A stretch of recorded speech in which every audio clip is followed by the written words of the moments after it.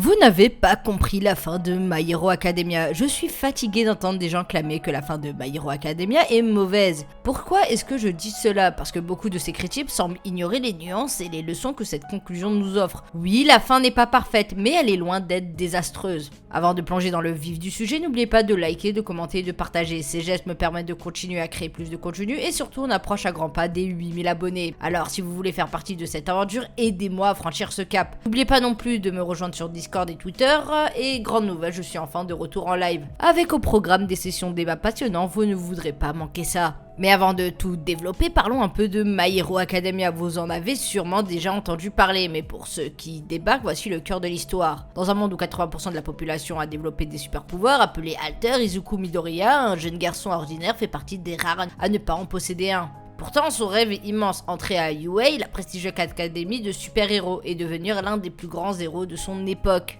C'est cette détermination, ce désir d'être plus que ce que le destin lui a réservé qui rend Izuku si captivant. Il incarne la persévérance face à l'impossible et c'est ce voyage entre espoir et défi qui nous accroche tout à cet univers riche en émotions et en batailles épiques. Au départ, My Hero Academia a explosé sur la scène grâce à un élément clé, l'animé. Les premières saisons, particulièrement la saison 1, 2 et même 3, ont offert une adaptation à coupler le souffle. Les fans étaient en extase devant une animation qui frôlait la perfection et une adaptation qui restait fidèle à l'esprit du manga, tout en sublimant l'action. Chaque épisode était un événement, une claque visuelle, et à cette époque, Emacha était quasiment intouchable dans l'univers des animés. En parallèle, le manga a toujours brillé grâce à une écriture solide et à un dessin époustouflant. Le découpage des scènes d'action, l'émotion transmise à travers les pages, tout était calculé au millimètre pour captiver le lecteur. D'ailleurs, il est essentiel de rendre hommage aux coloristes dont le travail titanesque a su magnifier cet univers déjà incroyable. L'évolution du regard des fans sur My Hero Academia pose une question fascinante. Qu'est-ce qui a changé dans la perception de cette série autrefois adulée? Est-ce que la popularité colossale de l'œuvre a fini par engendrer une forme de lassitude? Ou bien est-ce le poids des attentes devenu démesuré qui rend la moindre imperfection insupportable?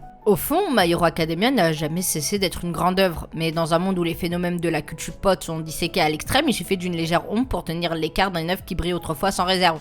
Et cette ombre, c'est avant tout la suite de l'anime qui a montré un net déclin. Ce déclin est d'autant plus frustrant que l'on a misé sur les films à succès avec une animation époustouflante qui a ébloui les spectateurs.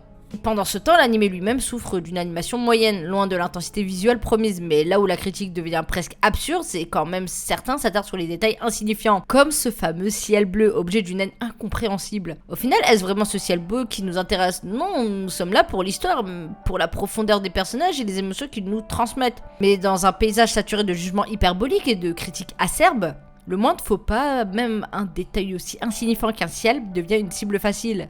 Réhabilitons la conclusion de My Hero Academia. Il est facile de critiquer un anime en se basant uniquement sur l'adaptation, surtout quand on est habitué à la richesse du manga. Mais en tant que lectrice assidue, je veux vous montrer pourquoi la fin de My Hero Academia n'est pas seulement acceptable, mais aussi bien plus profonde qu'on ne le croit. Le dernier air, souvent mal perçu, mais en réalité une conclusion nuancée, pleine d'humanité et d'émotion. Certes, il n'offre pas un feu d'artifice de résolution, cela n'en fait pas une mauvaise fin. Au contraire, cette retenue fait écho à l'évolution même des personnages et aux thèmes chers à l'œuvre, la rédemption, l'amitié et surtout le sacrifice. Prenons un instant pour penser à Izuku Midoriya, ce jeune garçon autrefois fragile et sans pouvoir a traversé une série d'épreuves qui l'ont forgé, non seulement en tant que héros mais en tant qu'être humain. Ce dernier acte n'est pas simplement une accumulation de combats ou de moments d'action, c'est la concrétisation de la croissance de tous ces personnages que nous avons appris à aimer. Shigaraki, Bakugo, Endeavor, chacun à son moment, ses dilemmes, ses remises en question, les choix qu'ils font, même imparfaits, sont le reflet de leur cheminement personnel. Ce qui rend la fin des antagonistes de My Hero Academia particulièrement fascinante, c'est la manière dont chacun d'eux périt, en lien direct avec la nature de leur pouvoir, comme une forme de destin tragique et inévitable. Leurs dons, qui les ont si souvent placés au-dessus des autres, deviennent finalement la cause même de leur destruction. Prenons Toga Himeko, dont le pouvoir repose sur le sang, un symbole à la fois de vie et de mort. Elle, qui a tant cherché à vivre à travers les autres en observant leur essence, finit par sacrifier son propre sang pour sauver Ochako. Une mort ironiquement poignante où son obsession morbide se transforme en un unique acte de vie vidant son corps de ce fluide vital qu'a chérissé tant.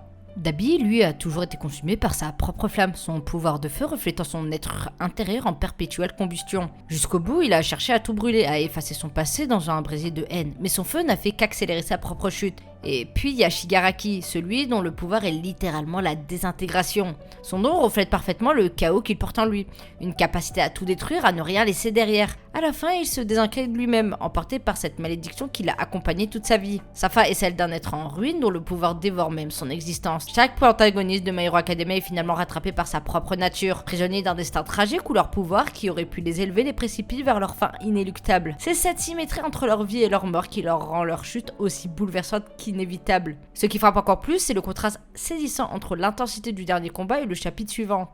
Après une confrontation aussi dévastatrice, l'histoire s'apaise mais prend un virage profond et philosophique. Ce passage nous plonge dans une réflexion sur les séquelles laissées par ces affrontements acharnés, tant sur les personnages que sur leur monde. Les blessures ne sont pas seulement physiques mais sont mentales et émotionnelles. Ce chapitre explore les transformations inévitables et dommages collatéraux qui découlent de cette accumulation de combats intenses. Et là on s'entrevoit un changement dans le ton du récit, une pause nécessaire mais lourde de sens. Ce qui est fascinant, c'est la manière dont la série aborde les traumatismes de ces personnages, souvent négligés dans les œuvres du même genre. Prenons l'exemple poignant d'Ochako et de sa relation avec Toga. Dans un moment déchireux, Ochako assiste impuissante au sacrifice de Toga, qui se donne pour elle. Ce n'est simplement un acte héroïque et passe inaperçu, on a tout un chapitre qui plonge profondément dans les tourments d'Ochako, dans sa culpabilité l'assaitant. Elle se sent responsable de la mort de Koga et ce poids émotionnel la hante. Ce qui rend cette scène si percutante, c'est que dans de nombreuses œuvres de super-héros, la souffrance émotionnelle est souvent mise de côté. Un super-héros est censé rester fort, inébranlable, peu importe les circonstances. Mais My Hero Academia nous rappelle que ces personnages, avant d'être des héros, ne sont que de simples lycéens, des adolescents qui ont été forcés de grandir trop vite, de porter des fardeaux trop lourds pour leurs jeunes épaules. La force de cette série réside dans ces moments de vulnérabilité où l'héroïsme ne consiste pas seulement à vaincre des méchants, mais aussi à surmonter ses propres démons intérieurs.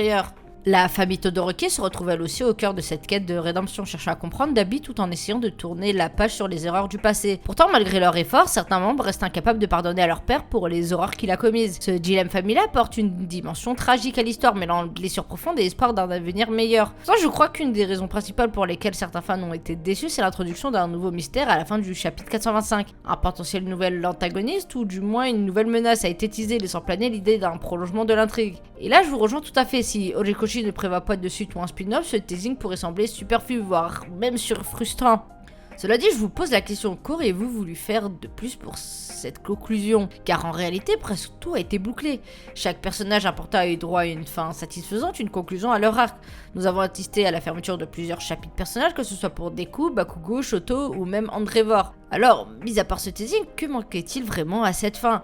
Peut-être que l'histoire, dans son ambition de clôturer toutes ces intrigues, a involontairement laissé des attentes insouvies. La fin de My Hero Academia nous rappelle que la vie, tout comme le métier de héros, n'est pas un conte de fées. Il y a des victoires, mais aussi des pertes. Et parfois, ce ne sont pas les victoires éclatantes qui marquent le plus, mais les petites leçons, les moments où l'on choisit de se relever malgré les cicatrices. Et c'est là que réside la vraie force de cette conclusion. Elle ne cherche pas à éblouir, mais à nous toucher au cœur. Elle montre que l'héroïsme n'est pas toujours spectaculaire, mais qu'il réside dans les petites décisions, les liens que l'on tisse et la résilience face à l'adversité. Donc pour ceux qui se sentent déçus, je vous invite à reconsidérer cette fin sous un autre angle. Ce n'est peut-être pas le climax explosif auquel vous vous attendiez, mais c'est une conclusion profondément humaine à l'image des héros que nous avons suivis jusqu'au bout. En résumé, la fin de My Hero Academia n'est pas un désastre, mais un dénouement nuancé et profondément humain. Elle ne cherche pas à éblouir avec les feux d'artifice, mais à montrer que l'héroïsme réside dans les choix personnels, les sacrifices et les résiliences face à l'adversité. Les arcs des personnages sont bouclés avec émotion, et bien que tout ne soit pas parfait, cette conclusion rappelle que la vie, comme le métier de héros, est pleine de cicatrices, de leçons, plus que des histoires éclatantes. Si cette histoire vous a touché, n'oubliez pas de montrer votre soutien en laissant un like, cela signifie énormément pour moi et m'encourage à créer davantage de contenu explorant